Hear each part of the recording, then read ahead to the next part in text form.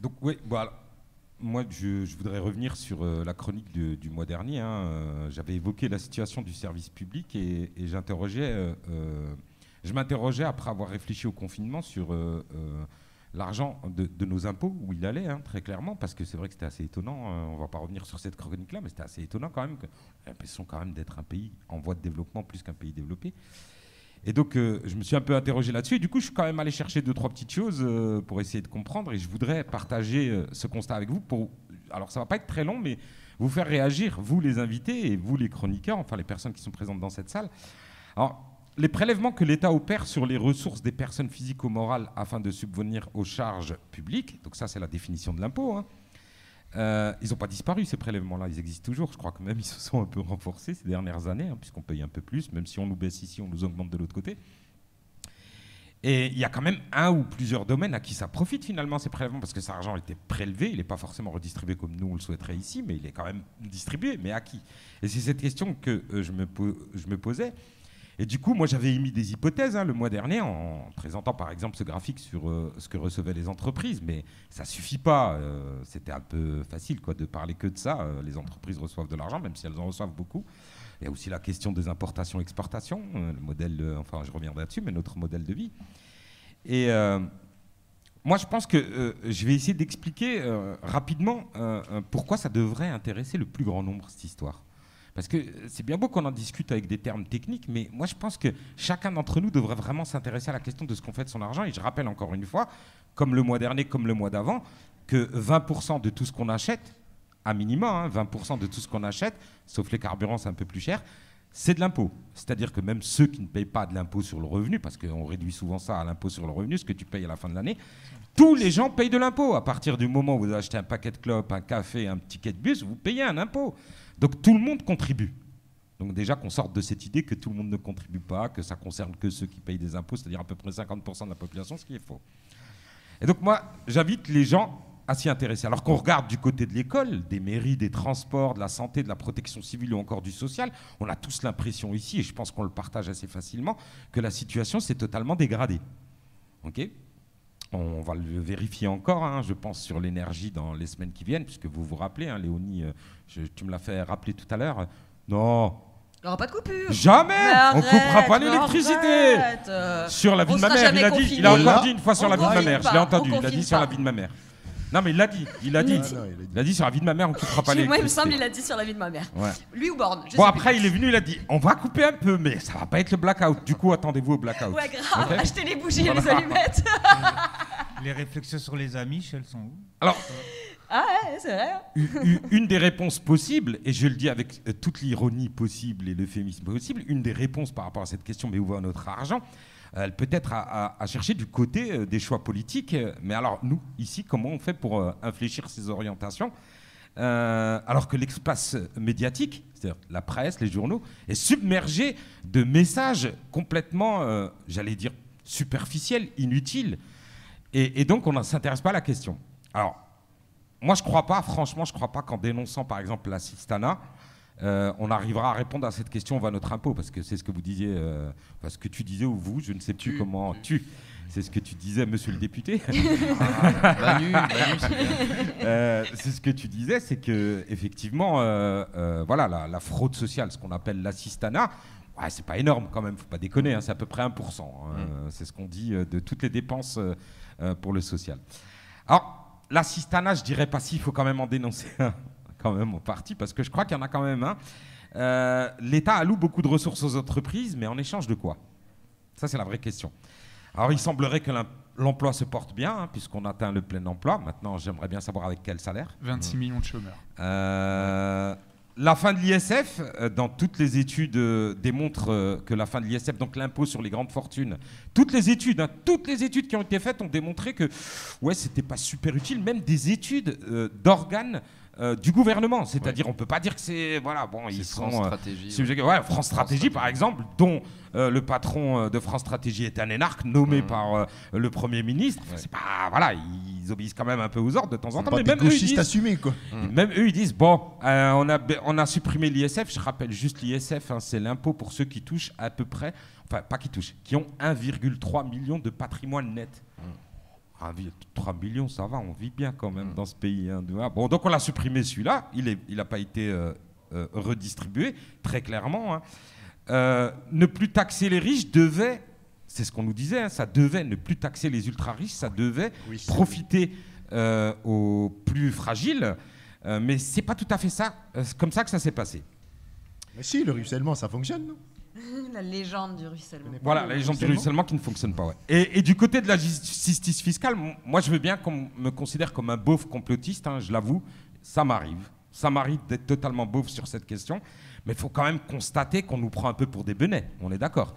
Alors on va prendre quelques exemples. McKinsey, c'est intéressant. Alors ça prend de l'argent public, le nôtre, mais ils ne payent pas d'impôts en France. Donc ils prennent notre fric et ils ne payent pas d'impôts en France. C'est curieux. Et en même temps, on supprime des fonctionnaires qui devraient faire le travail de ces mecs qu'on paye une fortune et qui ne payent pas d'impôts en France. Bon, bref. La ministre Colonna. Ah, je vois des mouvements là. Ouais. Donc, la ministre Colonna, elle, c'est ma préférée. Honnêtement, c'est ma préférée actuellement. Je ne sais pas si vous la connaissez, cette ministre, c'est la ministre aux collectivités. Elle n'était pas très connue, sauf quand on est homosexuel, puisque très récemment, au début de son mandat, elle avait un peu critiqué l'orientation sexuelle des personnes qui pourraient être considérées comme homosexuelles. Alors elle, je l'aime bien parce qu'elle a déclaré, alors elle ne déclare pas tout son patrimoine, hein, elle fait attention de ne pas tout déclarer hein, à la haute autorité. Elle démissionne pour ne pas ennuyer le gouvernement. Bravo, moi je trouve que c'est du respect, la classe. Écoute, j'ai pas envie de te foutre dans la merde, Macron, donc je démissionne. C'est ce qu'on appelle une sortie par le haut. Et juste Attention. quelques heures après, on apprend que la haute autorité a transmis son dossier au parquet pour une potentielle fraude fiscale. Ouais. Rappelez-vous, le mois dernier, je vous avais aussi montré le graphique sur la fraude fiscale. Manu, monsieur le député, tu nous l'as rappelé encore une fois tout à l'heure. C'est entre 80 et 100 milliards les estimations basses, mais quand même. Ça. Juste, c'est Caroline Cailleux, hein, la ministre en question. Pardon, effectivement, c'est pas Madame Colonna. Autant pour moi, Madame ouais. Colonna, c'est la ministre des Affaires étrangères. Des Affaires étrangères. Ouais. Autant pour moi. Et elle n'a pas de dossier, elle? Si, elle en a un, mais on va pas en parler parce qu'elle est allée en Ukraine. On lui a dit comment vous trouvez la journée parce que c'était la guerre et qu'elle allait négocier. On lui a dit oh, bah, ça va, il fait beau. Oui, c'est vrai, c'est vrai. Mais mettons ça de côté, ça n'a rien à voir avec l'impôt, donc je la ferme. Et je voudrais parler aussi de notre copain. Ah oui, ils ont tous des. Alors là, par contre, Mediapart, ils ont listé toutes les conneries du gouvernement. Mais bon, je voudrais aussi parler de Bolloré, le fameux pote de Qui vous savez. Hein, on va pas le citer, mais c'est le pote de celui qui crache pas dans la main qui le nourrit. Alors lui, il négocie un accord avec la justice. Il négocie un accord avec la justice parce qu'il a été reconnu coupable de corruption. Et du coup, il négocie cet accord avec la justice, mais ça marche pas trop bien finalement, puisque des gens l'ont poursuivi. Donc ça passe crème. Hein, c'est quand même l'une des plus grosses fortunes de notre pays. Cahuzac, ça vous rappelle rien, vous, mais nous, ça nous rappelle quelque chose. Hein, c'était il y a pas longtemps. Un mec était quand même président de la commission des finances à l'Assemblée nationale, donc en charge de contrôler le gouvernement, l'exécutif, mais aussi les potentiels fraudeurs fiscaux de notre pays. Merde, il avait un compte en Suisse. Et lui, il l'a dit à la télé. Par contre, il a fait mieux que Macron. Hein. Lui, il a dit, je vous le dis dans les yeux. Je n'ai pas de compte à l'étranger.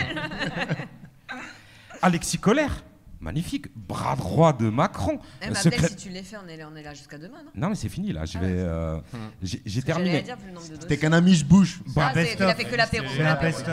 Bras droit de Macron, secrétaire général de l'Élysée, qui a fait un truc très simple, hein, quand même. Le mec, il est sympa, c'est parce qu'à un moment donné, il avait un poste dans le gouvernement où Macron était ministre. Il avait un poste... Et dans le cadre des marchés publics, il a favorisé sa famille, mais qui ne le ferait pas ici, hein, avec l'argent public, sachant que la boîte de sa famille était en train de couler. Donc, bon, bref. Voilà où vont nos impôts. Enfin bref, je ne veux pas faire du politique et du rich bashing, mais quand même, ça nous interroge. D'ailleurs, on peut se poser aussi quelques questions. Les atteintes à la probité ont augmenté de 28% entre 2016 et 2021, selon le ministère de l'Intérieur, donc le ministère de M. Darmanin. Je rappelle que ça veut dire que ceux qui décident, pour certains d'entre eux du moins, c'est pas l'intérêt général qui les guide, hein, l'atteinte à la probité. Et si vous voulez, l'atteinte à la probité, c'est le mot sympa pour dire corruption. Voilà. Alors, je vais pas jeter totalement la pierre à tous ces gens-là parce que j'ai pu lire dans un livre, enfin dans une partie d'un livre qui s'appelle La sobriété gagnante, un auteur, Benjamin Brice, qui disait « Nous n'amorcerons pas la transition écologique si nous ne réglons pas le problème du pouvoir d'achat », effectivement. Mais alors lui, il dit une chose, c'est qu'il faut rétablir nos équilibres commerciaux et nous ne réduirons pas les inégalités au sein du pays en misant sur des politiques de compétitivité. Donc c'est carrément le modèle qu'il faut revoir. Et du coup, moi, j'avais comme question pour l'enseignant du service public, puisqu'on a dégradé notre service public. Alors moi-même, je fais partie du service public aussi, donc j'en parle en connaissance de cause. Et je crois que je ne suis pas le seul autour de la table. On est quelques-uns à voir ce service public se dégrader. Donc autant pour l'enseignant, dont je salue quand même l'implication citoyenne, parce que je le connais et qu'un tas de gosses ont réussi à s'en sortir parce qu'avec d'autres, il les a accompagnés à croire en eux. Et un élu de la République, à qui je poserai aussi la question, qui malgré tout le climat délétère qu'on voit, tente tout de même d'apporter des solutions pour davantage d'équité. Je leur demanderai à eux qu'est-ce qu'ils en pensent de tout cela. Et surtout, pourquoi ces affaires mettent autant de temps à être jugées. Olivier ? Peut-être qu'elles mettent beaucoup de temps à être jugées parce que la justice n'a plus de moyens. Ça aide pas, ouais. Mais non, mais c'est un vrai problème, effectivement, puisque c'est aussi, j'allais dire, comment dire, les élèves sont conscients de tout ça et voient aussi que souvent, il y a des problèmes de corruption, des problèmes d'appât, de richesse, etc. C'est toujours la même chose. Moi, je pars toujours du principe que tant qu'on aura des hommes d'affaires en couverture des magazines, et pas des poètes ou des guitaristes ou des musiciens, c'est peut-être naïf, hein, mais il faut proposer vraiment d'autres modèles d'identification. Et je crois que ça passe par une remise en question vraiment globale. On ne donne pas assez la parole aux artistes de façon générale. On parle beaucoup d'argent sur un journal télé entre 20h et 20h30. Je pense qu'on parle entre 20 et 25 minutes d'argent. Alors évidemment, c'est important, mais la misère, elle n'est pas que monétaire. Elle est aussi dans l'accès à la culture, dans l'accès au spectacle, dans les concerts. Et je crois qu'il serait très, très important d'aller un peu à contre-courant de cette vague de consumérisme, le Black Friday, toutes ces choses-là qui nous étouffent, hein, ces Souchon, full sentimental, quoi. Enfin, encore une fois, les chanteurs, les artistes, les poètes ont tout compris. Et moi, je m'efforce de donner des modèles d'identification démonétarisés.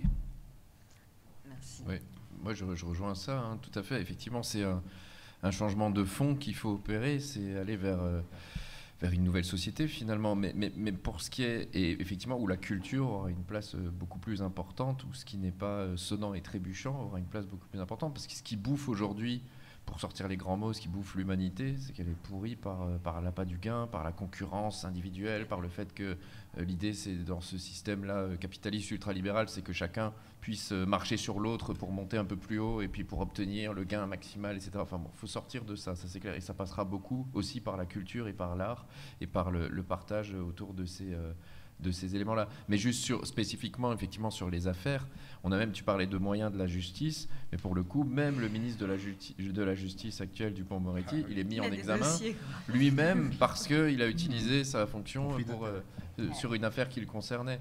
Donc effectivement, ce sentiment qu'on ne peut plus croire en personne et que dès que quelqu'un arrive aux responsabilités, il en profite pour s'en mettre dans les poches ou bien pour se servir de son ministère, de ses attributions pour régler ses problèmes à lui, oui, effectivement, ça coupe la confiance et ça fait que la fois d'après, il y aura sans doute encore plus d'abstention. Donc il faut j'ai envie de dire, je vais dire un gros mot, il faut tirer la chasse. Ouais, mais les deux quand même vont de pair, c'est-à-dire la dégradation du service public, ce qui est le bien commun, ce qui fait la cohésion sociale, et ces affaires-là. Je veux dire, si les mêmes affaires avec un service public performant, je suis persuadé que ça ferait moins de bruit. C'est ça qui est parce que moi, je ne crois pas, moi, à un monde sans corruption. Hein, je veux dire, on regarde tous d'abord notre intérêt, il faut être honnête. Je veux dire, c'est comme ça. Si on est dans une zone où on a un peu de pouvoir, on va regarder pour faciliter la tâche à notre gamin pour aller dans tel endroit ou dans telle école. C'est comme ça, c'est naturel. C'est un mouvement naturel de l'humain. Quand c'est fait pour un clan, que ça pose question. Moi, je sais pas. Moi, j'ai la naïveté de penser que, peut-être que je suis naïf alors, hein, mais que non, l'intérêt général prime sur les intérêts particuliers, y compris l'intérêt particulier de celui qui exerce les fonctions. Je veux dire... Moi, le jour où j'aurai les réflexes de me dire, tiens, puisque je connais une telle ou un tel, je pourrais peut-être lui demander s'il peut ou si elle peut m'aider à ça. Je me dirais, non, attention, c'est pas bon là, tu prends le mauvais chemin, c'est pas pour ça que t'es là, quoi. Et si je commençais à rentrer dans un truc comme ça, franchement, sans faire, je veux pas faire mais j'arrêterai là, je dirais, non, là, je bascule, c'est pas ça. Sinon, c'est fini, sinon on croit plus en rien, quoi. Sinon, le programme, c'est pas la peine, sinon la 6ème République, c'est pas la peine, sinon... Non, il faut rester dans les valeurs qu'on défend. Et donc, non, moi je crois sincèrement que si on a ces valeurs chevillées au corps. Et oui, effectivement, le pire, c'est qu'à la fois, on en voit certains qui s'en mettent plein les poches, et on voit les services publics se dégrader, l'école, les hôpitaux, la justice, effectivement, la culture. Donc oui, il faut remettre les moyens dans l'ensemble de ces domaines-là, et ça passe par un changement radical. Ce ne sera pas des mesurettes, parce qu'on ne pourra plus faire ce que Macron a pensé pouvoir faire. Enfin, il ne le pensait pas vraiment, mais ce que les gens qui ont voté pour lui pensaient qu'il ferait, c'est-à-dire, allez, on garde à peu près la moyenne de tout le monde, et puis on se met tous ensemble, et on fait un truc où finalement on prend le moins mauvais de chacun, et puis non, ça ne fonctionne pas. Il faut radicalement changer le système. Jason. Ce qu'il faut garder en tête, c'est que la politique, c'est le pouvoir de décider de ce qu'on fait de l'argent public. Alors moi, j'ai un tout petit mandat de conseiller municipal d'opposition à Mulhouse, et donc je peux mettre le nez dans leurs affaires, voir ce qu'ils font de l'argent public. Et je peux multiplier, je pourrais vous parler pendant des heures d'exemples totalement aberrants de ce qu'ils font de notre argent. Mais je vais donner une comparaison tout simple. Jean Rotner, qui est le président de la région Grand Est et qui est également élu à Mulhouse, il refuse catégoriquement de rendre les transports en commun gratuits, alors qu'ils en auraient les moyens. Et à côté de ça, il va débloquer 1 300 000 € de la région pour financer l'école 42, qui est une école privée d'informatique qui appartient à Xavier Niel, milliardaire qui a 8 milliards de fonds de patrimoine. Vous voyez ?